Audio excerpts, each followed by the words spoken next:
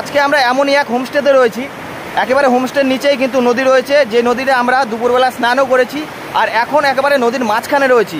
Actually নদীটা কিন্তু দুটি ধারায় বয়ে চলেছে, আর নদীর মাঝখানে মস্ত বড় একটা জায়গা রয়েছে যেখানে অনেকগুলো পাথর জড়ো রয়েছে। সেখানেই আমরা কিন্তু এখানে তাঁবুটা নিয়ে ক্যাম্পিং করছি। এই হচ্ছে আমাদের টেন্ট, এখানে আজকে আমরা অনেকটা সময় কাটাবো।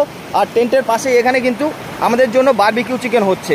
আর এদিকে আমরা বসে অনেকটা সময় কাটিয়েছি, ইভিনিং স্ন্যাক্স নিয়েছি, এখানে বনফায়ার জ্বলছিল। আর নদী কিন্তু এখান থেকে দেখুন খুব সুন্দরভাবে ছোট রঙ্গিত নদী বয়ে চলেছে।